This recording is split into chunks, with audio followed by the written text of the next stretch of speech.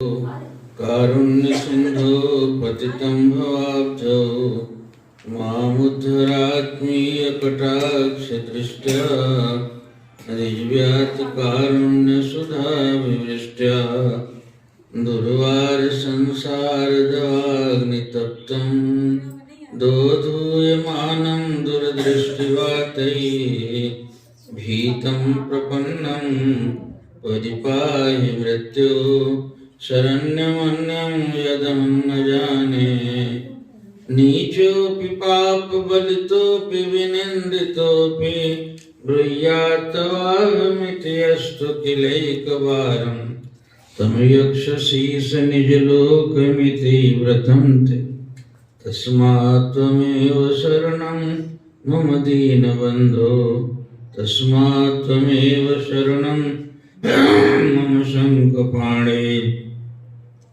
मूल्यानंद कंद भगवान की, दयालु सद्गुरुदेव भगवान की जय। श्री राम जय राम जय जय राम। श्री राम जय राम जय जय राम। श्री राम जय राम जय जय राम। श्री राम जय राम जय जय राम। श्री राम जय राम जय जय राम। श्री राम जय राम जय जय राम। श्री राम जय राम जय जय राम। श्री राम जय राम जय जय राम। श्री राम जय राम जय जय राम। श्री राम जय राम जय जय राम। श्री राजा रामचंद्र भगवान की, वृंदावन बिहारी लाल की।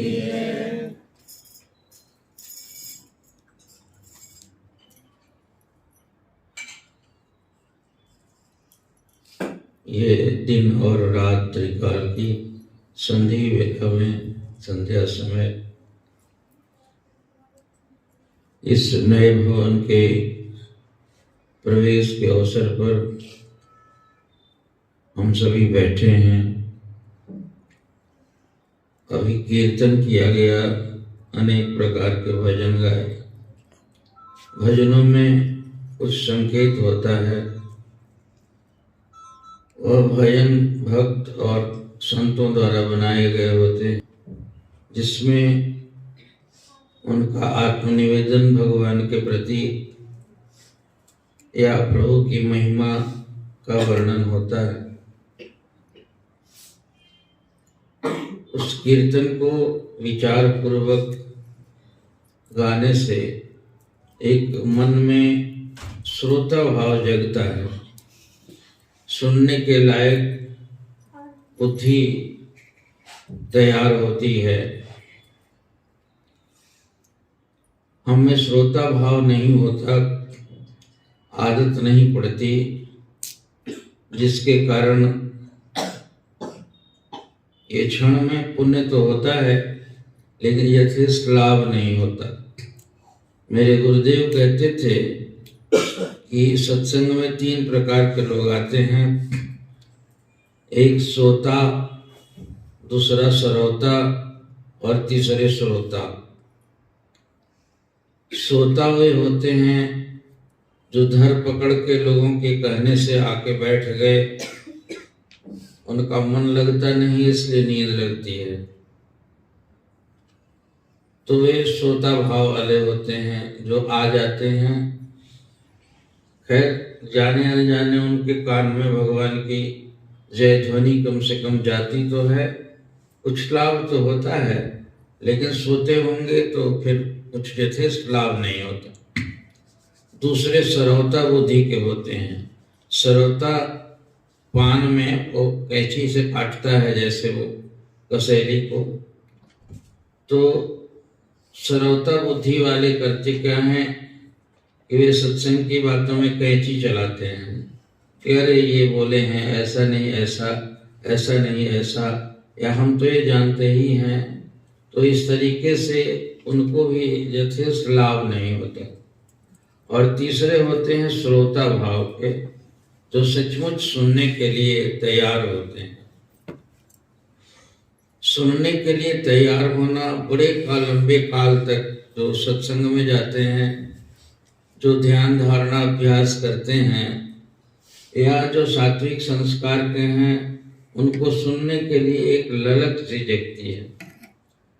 जैसे आपको प्यास लगे पानी के लिए, जैसे भूख लगे भोजन के लिए, जैसे गर्मी से शीतलता में जाने के लिए, उसी प्रकार कुछ सुनने के लिए वो मन को, चित्तवृत्ति को खाली किए होते हैं और उनका मन उसको सुनने के लिए तैयार होता है, तो ये श्रोता भाव के होते हैं। हमारे श्रोता भाव को नाना प्रकार से बिगाड़ा जाता है, तन से, मन से और जन से। ये तीनों बाधक होते हैं श्रोता भाव में। तन बाधक बनता है, बैठे हैं, पाँव में दर्द हो रहा है, बीमारी है तो दर्द की तरफ मन खींच कर जाएगा, वो हमारे सुनने से वंचित कर देगा। और मन चंचल होता है। अभी मन का भजन इसलिए मुझे अच्छा लगता है कि मन तुझे सत्संग कैद करा दूंगी, तूने मेरा जन्म बिगाड़ा। तो जन्म जन्म से मुझे बिगाड़ने के पीछे लगा हुआ है, अब ये सत्संग के किले में कैद करके पीटूंगी तुमको। तो वो मन भी बाधक होता है। और फिर जन बाधक होते हैं। जन, मित्र, परिवार, तो कुटुंबी जो सत्संग से विपरीत होते हैं, वे भी बाधक होते हैं। और तो एक चौथा बाधक हो गया है ये फोन, जो ले लेके बैठे हुए हैं हम जितने लोग जो हैं, ये भी बाधा डालता है। और सुनने को सत्संग है तब तक टाइम से उसमें बज जाएगी घंटी।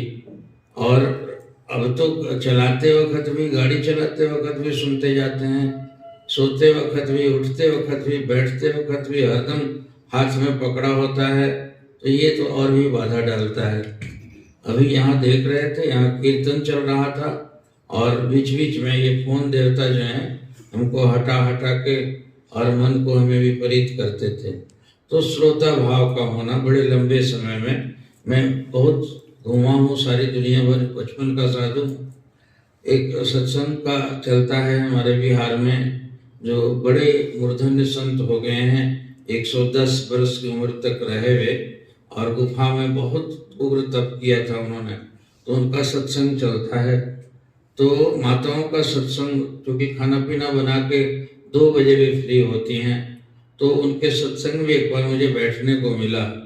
तो वे एक तरह के कपड़े में आती हैं, देखा पूरा हाल भरा हुआ था, 200-250 माताएं बैठी थीं और एक के पीछे एक, दूसरे के पीछे। उस समय फोन का जमाना नहीं था, तो बैठी हुई थी। मैंने देखा कि आधा घंटे के लिए ध्यान के लिए बैठाया गया, तो लगा कि जैसे कोई मूर्तियां बैठी हुई हैं। इतना शांत उनका न शरीर हिल रहा था, तन थिर, मन थिर, वचन थिर और सूरत निरत थिर होए, वह तुलसी वैसे पलक को कल्प न बापे कोए। कहते हैं तुलसीदास की तन भी थिर हो, मन भी थिर हो, वाणी भी मौन हो, और सूरत निरत कहते हैं मन में जो संकल्प विकल्प उठते रहते हैं, वे चारों स्थिर हो जाएं तो फिर कहना ही नहीं है। और एक घड़ी भी यदि हो जाए, इसी के लिए गोस्वामी जी कहते हैं, एक घड़ी आधो घड़ी और आधो में पुनियाद, तुलसी संगत साधु की कटे कोटि अपराध। कहते हैं कि साधु की संगति सचमुच मन से यदि करे और श्रोता भाव से करे, तो कहते हैं कि एक घड़ी में आधा और आधों में फिर आधा। और इतनी घड़ी, घड़ी कितना छोटा होता है, पलक गिरने को कहते हैं। तो वैसे आधी से आधी घड़ी भी यदि संगति कर ली जाए तो जीवन बदल जाता है और कोट जन्मों के अपराध खत्म हो जाते हैं। तो ये सत्संग में सुविचारित हम अपनी नहीं, ये बड़े बड़े संतों के जो परंपराएं चली आ रही हैं, जो ज्ञान धारा आदि काल से सृष्टि के जो संतों से, गुरु से शिष्य में आई, उनके से उन दूसरे शिष्य में आई, तो इस तरह से ज्ञान धारा जो आती है उसी को इस पीठ में हम लोग दोहराते हैं, सुनते हैं और ऐसा करते हैं। आज मैं पढ़ रहा था यहाँ आने के पहले रास्ते में, तो मनुस्मृति है, मनु जी महाराज ने ये व्यवहारिक धर्म बताया है उसमें। तो उसमें बड़ा अच्छा श्लोक है ये। इस गृहस्थ आश्रम के लिए कहा कि धन्यो गृहस्थ आश्रम, धन्यो गृहस्थ आश्रम। ऐसा गृहस्थ आश्रम जो है धन्य है, धन्य है, धन्य। तो कैसा गृहस्थ आश्रम? उसमें 10 प्रकार का गुण होना चाहिए। गृहस्थ आश्रम जो हम लोगों के बाल बच्चे परिवार और घर का जो गृहस्थ आश्रम, उसमें लिखा है कि सानंदम सदनम सुतास्तु सुधिया, ये जिस घर में आनंद का वातावरण हो, और सुतास्तु सुधिया कहते हैं कि सुत जो है उसके पुत्र भी और पुत्रियां भी वे अच्छे हों। अच्छे इन द सेंस कि ऐसा नहीं कि वे बहुत पढ़ने में तेज हों, बहुत तेज तराक हों, लेकिन शऊर ना हो, प्रणामों करने का तरीका नहीं हो, न उठने का तरीका, न बैठने का तरीका, न बड़ों को आदर करने का तरीका, जो आज के कल्चर और आज शिक्षा का सबसे बड़ा दोष हो गया है। उठना बैठना छीन लेते हैं भगवान, ये तो अनपढ़ होने से भी ज्यादा बुरा खतरनाक हो गया है। जो एक ऋण होता है, हम तैयार हुए हैं इतना, हमारे पीछे समाज का कर्तव्य, माता पिता का धर्म, परिवार भी साथ दिया, समाज भी साथ दिया, और परिवेश में जो हमें शिक्षार्जन के लिए कोई व्यवस्था की गई है, ये सारी चीजें जो हैं ये कुल मिलकर हमको तैयार किए हैं। सबका एहसान है, तो एहसान तो देना चाहिए। हम अपने आप आकाश से तो गिर नहीं गए। तो इस तरह से सुतास्तु सुधिया, वो पुत्र और पुत्रियां अच्छे हों, अच्छे संस्कार के हों, और उसके घर में सात्विक कमाई का धन हो, मीठा सुस्वादु भोजन बनता हो, पत्नी प्रिय बोलने वाली हो, और पति का पत्नी से और पत्नी का पति से प्रेम का संबंध हो, आदर का संबंध हो, और जिस घर में तुलसी का बिरवा हो, शिव और गुरु की पूजा होती है, समय समय पर संत लोग जिनके घरों में अपना चरण पधारते हैं, इस तरह के 10 लक्षण बताए गए। वैसे गृहस्थ को कहा कि स्वर्ग है, धन्य हो गृहस्थाश्रम, धन्य है, धन्य है, धन्य है। और इसमें आज की सभ्यता ने, आज की शिक्षा ने तो दिवाला निकाल दिया है।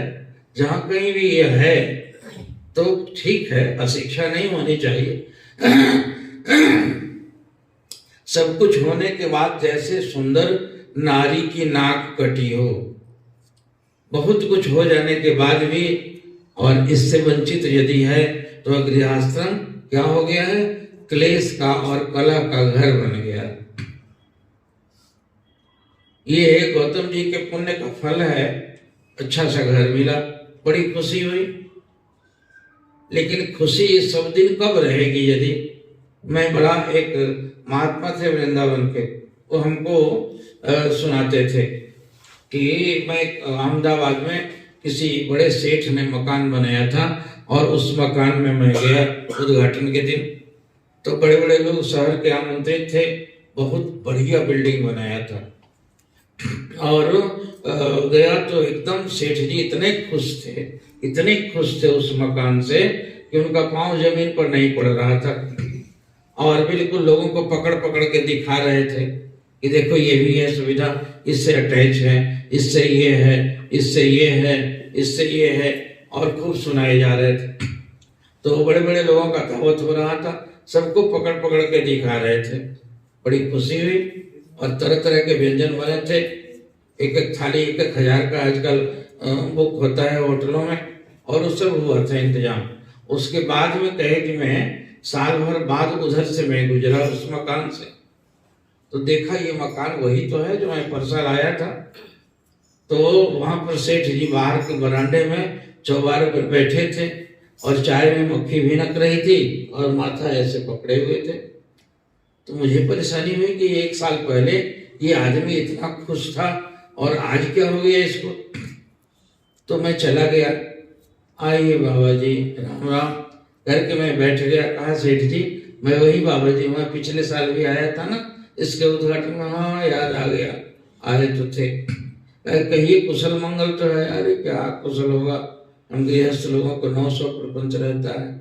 कहा कि पिछले साल तो बड़े खुश थे आप इसी जगह पर और इसी मकान को पाके, आप तो उछल रहे थे, इतने खुश थे, आपका पाँव नहीं जमीन पर पड़ रहा था। तो अब क्या हो गया? ये टूटा भी तो नहीं है, थोड़ा बहुत फीका पड़ा है रंग रोगन, लेकिन मकान तो जो कहते हैं साल भर में कुछ नहीं बिगड़ा हुआ है, घट थोड़े गया है, आग नहीं है तो। लेकिन अब साधु हैं, आपको क्या करें? हम लोगों को 900 परेशानी रहती है। कहेंगे परेशानी क्यों? जिस चीज को पाके आप इतने खुश थे और आज इतने उदासीन हैं, इतने ज्यादा दुखी लग रहे हैं। कहें बाबा अब पूछ ही रहे हैं तो क्या बताऊं, इस मकान को पाके खुश तो थे, लेकिन अब वो बगल वाला ऊंचा मकान बना लिया है, इसलिए उसको देख के परेशान रहता हूं।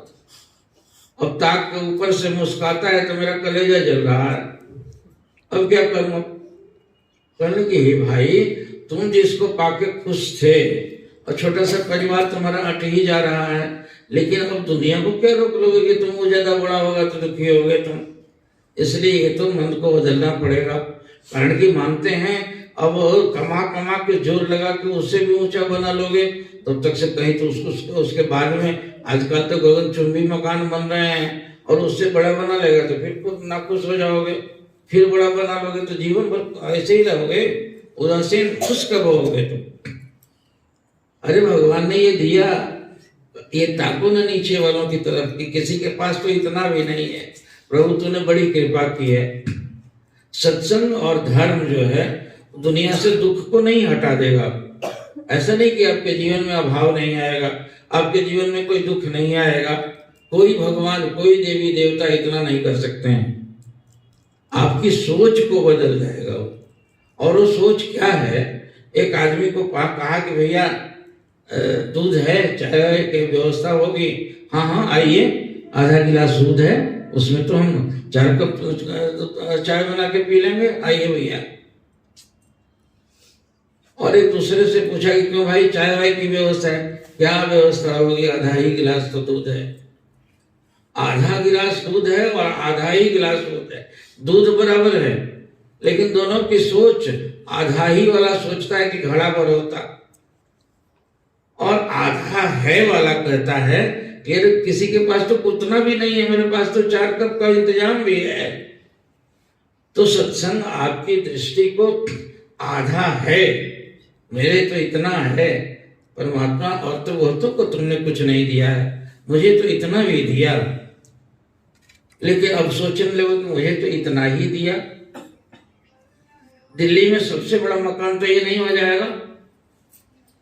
किसी के घर में जाओ यदि निमंत्रण में, और उसका घर यदि 5 बेडरूम का हो और खूब शानदार हो, अब तो आराम के सामानों का तो कोई ठिकाना ही नहीं है, इतने सामान भरे होते हैं, तो वो देख के फिर दुखी हो जाओ। कल जितने दुखी थे इसके नहीं होने पर उससे ज्यादा दुखी हो जाओगे कि अरे उसके पास के तुलना में तो हमारे पास कुछ नहीं है, फिर दुख आ जाएगा।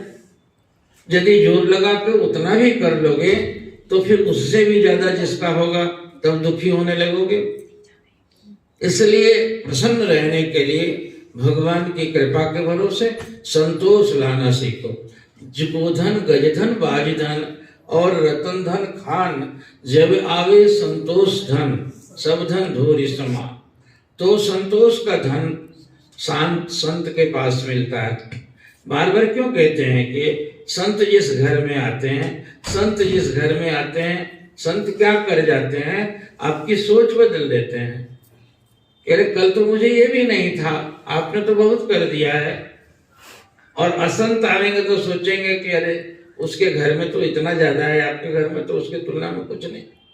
आपके घर में असंतोष भर देंगे, डाल देंगे। संत और असंत में इतना ही अंतर है। असंत असंतोष में जीता है और संत संतोष में जी लाएगा, आपको संतोष भावना आपके अंदर में भर देगा।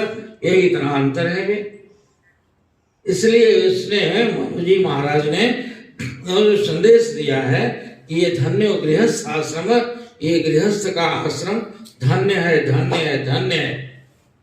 वह इसीलिए है कि संतान सुरुचिपूर्ण हो, सुशील हो, पुत्र और पुत्रियां चरित्रवान हो, आदर्श हो, शिक्षा के साथ में उनके अंदर में शील हो, विनम्रता हो, बड़ों के आदर करने का भाव हो।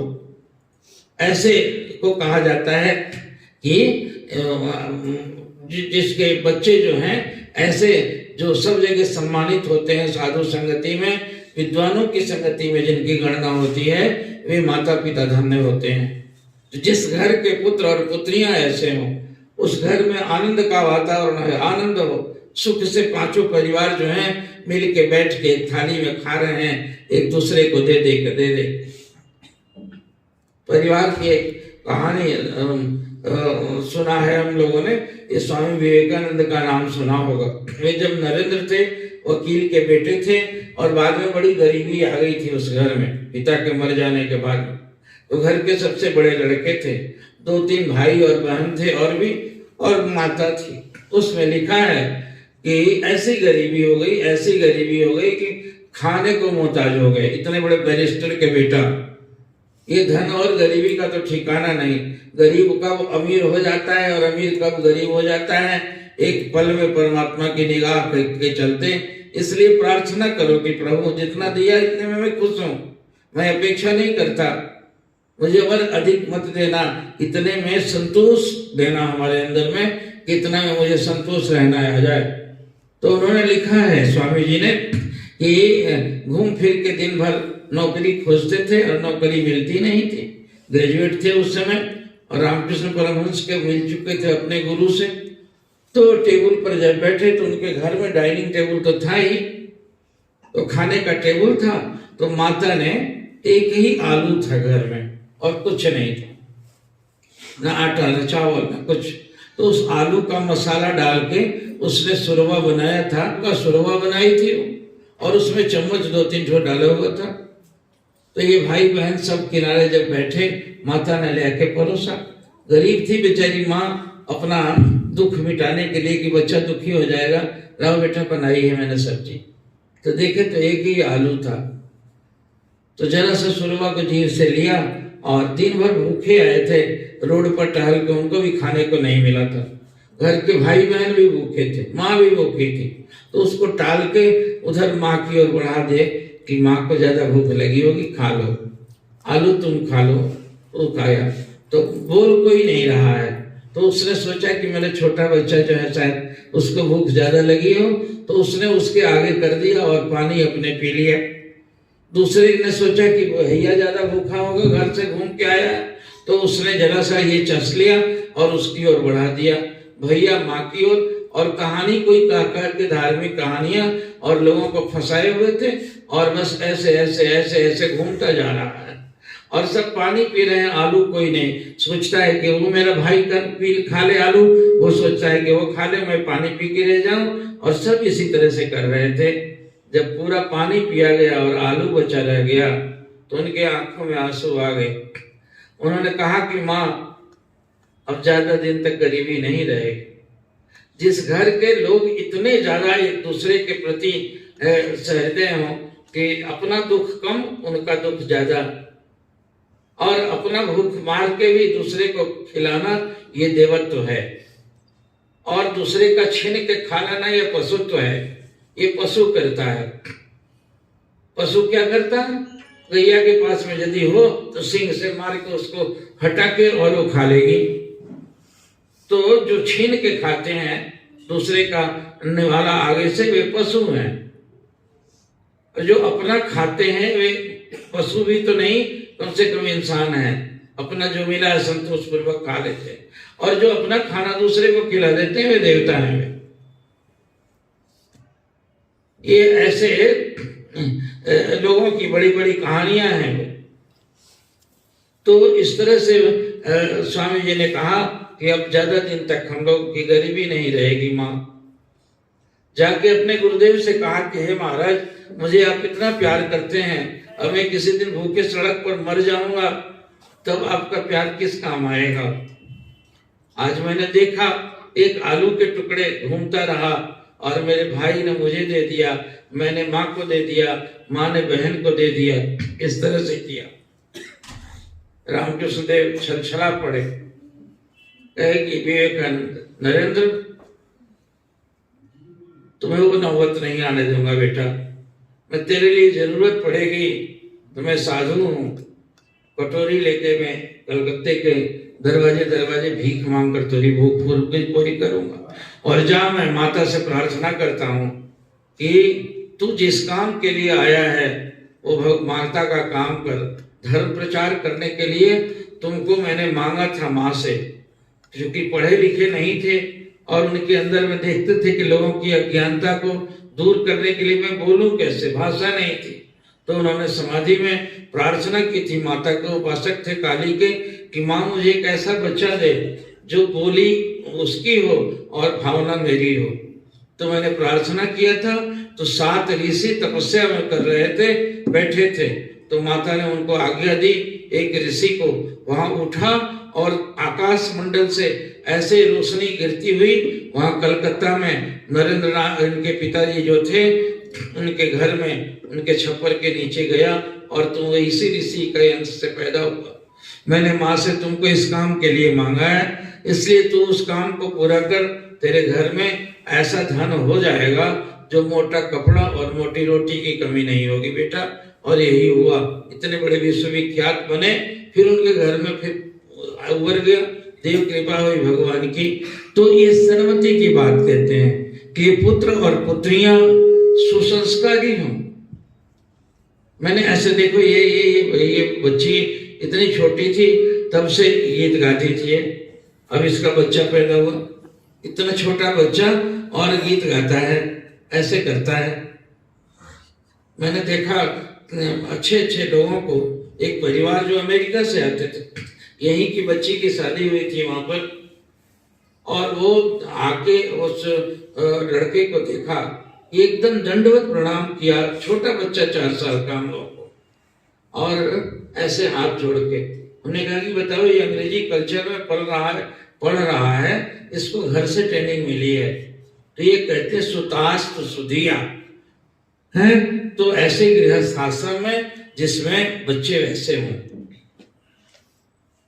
अब हम तो बातें करते हैं, किताब की बातें कम करते हैं, दुनिया भर घूमा है मैंने, देखा एक परिवार था हमारे रांची में ऐसे, और माता पिता और 2 बेटियां थी, वे चारों 1 घंटा सवेरे पाठ जरूर करना था। बच्चियों का पेपर रहेगा उस दिन भी पूजा नहीं छूटनी चाहिए। जब पेपर है तुम्हारा तो खाना तो नहीं छोड़ोगे, सोना तो नहीं छोड़ोगे, तो पूजा ही क्यों छोड़ोगे? पूजा भी खाने और सोने जैसा जरूरी है, उसको पूरा करो।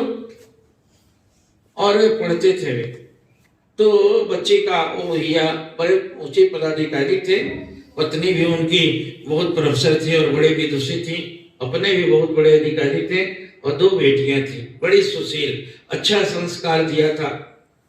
उनके सिर पर से आंचल नहीं हटता था। कॉलेज तक में लड़कियां गई और उसकी माँ इतनी स्ट्रिक्ट थी, वे लोगों के सामने ऐसे बच्ची आंख नीचे करके रहती थी वे, और सारा गीता कंठस्थ था, इतना बढ़िया कंठ से। तो उनके घर में सवेरे पूजा कर रहे थे, उसी समय फोन गड़गड़ाया, रिसीवर वाला फोन था, तो फोन उठा कर रख दिया किनारे, और जब आधा घंटा पूजा खत्म हो गई तो फिर रखने लगे, तो जैसे तो उसमें कोई हेलो कर दिया। तो कहने लगे इतनी देर तक से आप कौन है भाई साहब? तो बोले कि मैं अमुक जगह में प्रोफेसर हेड हूँ, मैं आपको किसी काम के लिए मैं याद किया था और आप लोगों का पाठ सुन रहा था मैं, तो मुझे इतना अच्छा लगा। वो पाठ कौन कर रहे थे? कहे कि बस घर में 2 बेटियां हैं और हम दोनों चारों मिलके कर रहे थे। कहे कि बच्चियां इतना शुद्ध संस्कृत बोल रही थी और इतना अच्छा पढ़ रही थी। कहे कि क्या करती हैं? कहा कि बड़ी बेटी अभी बीएससी ऑनर्स में फर्स्ट क्लास पास की है। कहे कि आप उसका फोटो लेके मेरे पास आ सकते हैं? कहे कि आ जाते हैं। गाड़ी ड्राइव किया, चले गए वहां। वो बच्ची का फोटो देखे तो सुंदर भी वैसे ही, जितना गुण था उसके अंदर में, भगवान रूप भी वैसे ही दिए थे। और उसको पढ़ा, देखा उन्होंने, और उसका देखा नीचे का कि कितनी क्वालिफाइड है वो, कितनी इंटेलिजेंट है। सब पढ़ने के बाद में उनका बेटा बैठा था, वो कर्नल था, ऊंचा पदाधिकारी सेना का। कहे कि मुझे एक बेटा है और मैं प्रोफेसर हेड हूँ यूनिवर्सिटी का, मेरे पास पैसे की कमी नहीं है, तो आप इस बच्चे की शादी मेरे लड़के से करेंगे? तो हैरान हुए कि मैं तो सोचा भी नहीं था, मैं तो किसी और काम के लिए किया था। कहा कि समय पर सोचा जाएगा, कहा कि सोचा नहीं, आप तैयार हो जाइए और आगे पीछे कुछ मत सोचिएगा, मुझे पैसा से बेटे को बेचना नहीं है। मुझे जो गुण चाहिए था बहू में, जिस घर के अंदर में, वह गुण मैंने देखा मैंने, तो इसलिए मैं तैयार हूं। क्यों बेटा कर दूं? कहा कि आपकी मर्जी। और उसने हाँ कर दिया। कहा कि 7 दिन छुट्टी बची है और 5 दिन के अंदर में आप तैयारी कर लीजिए। कहा कि ठीक है, जाके सोचता हूं मैं। कहने कि बस एक ही चीज दहेज में मांगूंगा आपसे कि मेरे बेटे की शादी में जितने लोग आएंगे आपके इनवाइटी, वे मेकअप करके नहीं आएंगे। और शादी जो है ये कोई ऐशपरस्ती का नहीं है। शादी जो है यज्ञ है, 2 आत्माओं का मिलन है, वे 2 संस्कार का, 2 कुलीनता का एक दूसरे में अमलगमेशन हो रहा है, दोनों मिल रहे हैं। और इसलिए यज्ञ जैसा लगना चाहिए शादी के मंडप में, जैसे यज्ञ हो रहा हो।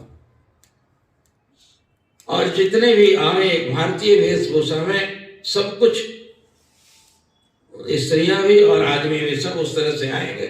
मैं यही दान में मांग रहा हूं, आप चाहिए और तैयारी कीजिए।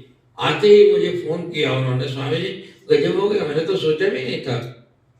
और शादी में मैं बैठा था, इतना हवन हुआ था कि घी से मंडप गमगमा रहा था, शुद्ध घी में सब कुछ सामान, और सारा मंडप से वेद मंत्र का उच्चारण हो रहा था। और कार्ड में लिखा गया था, कृपया आप बनावटी वेशभूषा में और बनावट में सज धज के मत आइएगा।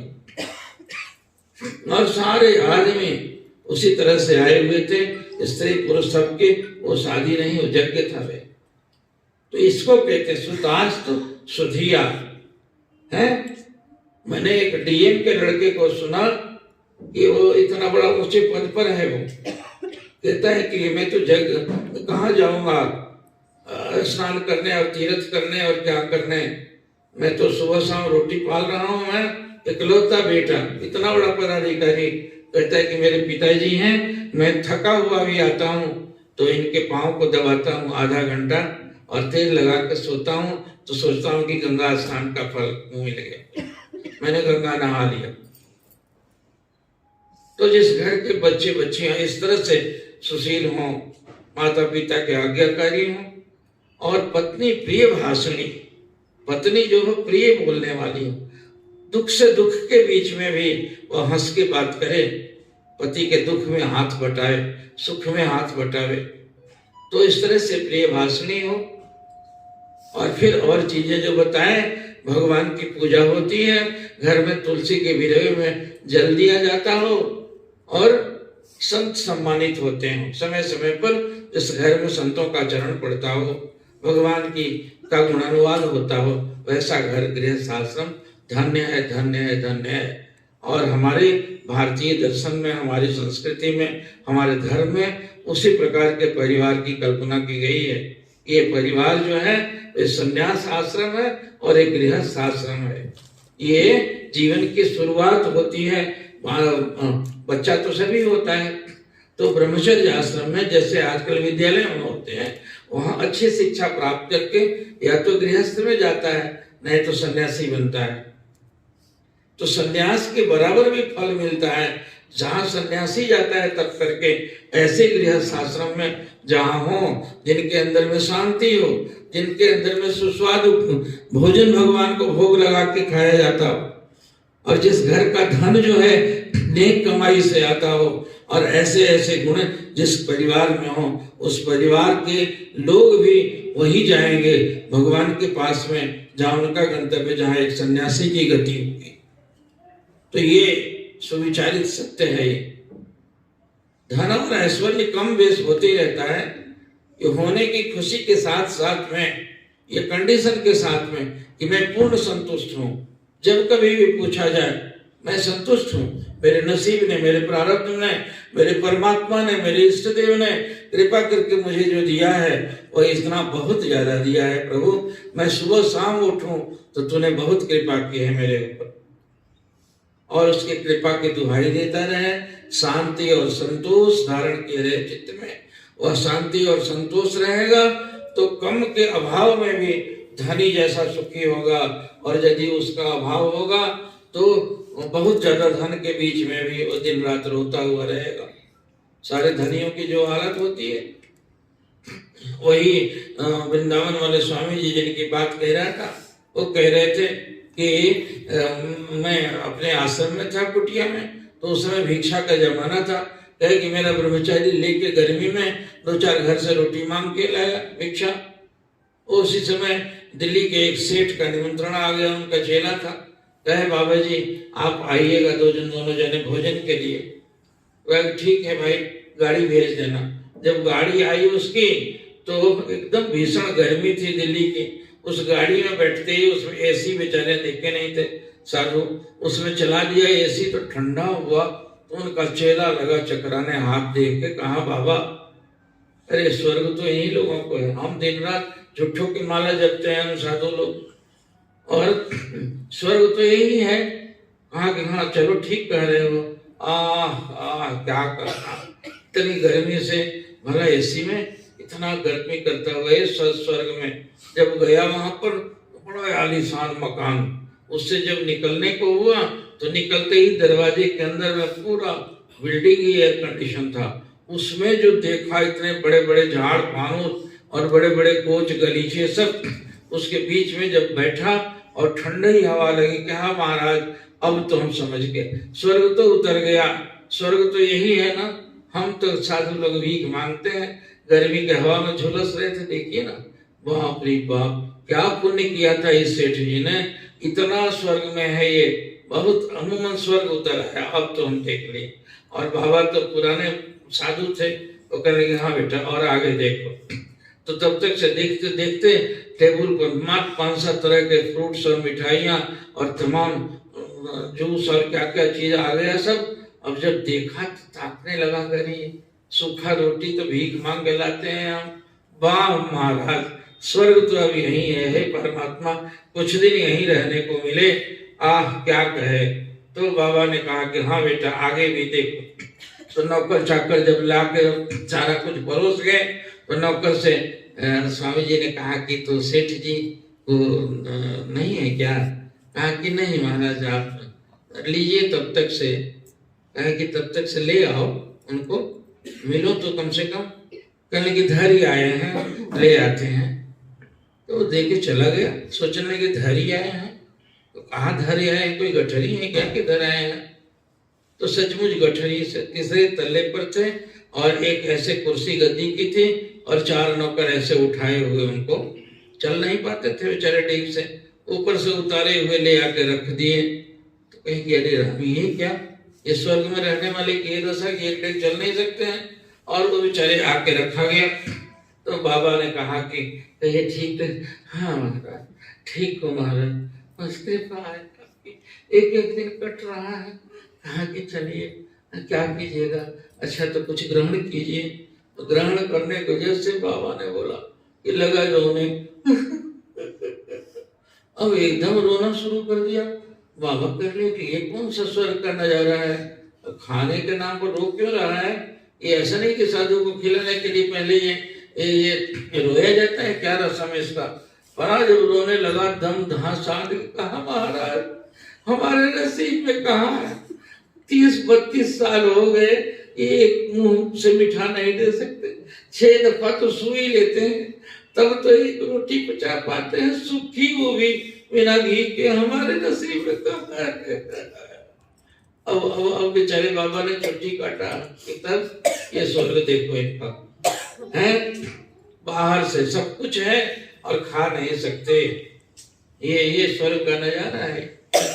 इसलिए सुख भी हो संतोष भी, दोनों साथ साथ। और यदि धार्मिक अनुशासन का पालन किया जाएगा तो मन से तो प्रसन्न रहेंगे, तृप्त रहेंगे, संतुष्ट रहेंगे। और वो संतोष जो है धर्म देता है, वो संत देता है। इसलिए उस श्रोता को धार्मिकता से, संतोष वृत्ति से या संतों के चरित्र से जोड़ के धर्म भाव घर में होना चाहिए। यही घर की संपन्नता है, यही सुख का कारण बनेगा और इसी से हम सुखी कहेंगे, संतुष्ट कहे जाएंगे। भगवान करें सबके अंदर में वो संतोष भाव पनपे, सबके बच्चे सुसंस्कारी हों, सुशील हो, चरित्रवान हो, धर्मात्मा हो और सब अपने बड़े का आदर करें। एक दूसरे के प्रति, पूरे परिवार में सबके प्रति प्रेम हो, आदर हो। भगवान सबका मंगल करें और सब सुखी हों। ये मैं सदगुरुदेव भगवान से, भगवान आशुतोष शंकर से सबके लिए प्रार्थना करता हूँ। हरि ओम तत्सत। बोले दयालु सदगुरुदेव भगवान।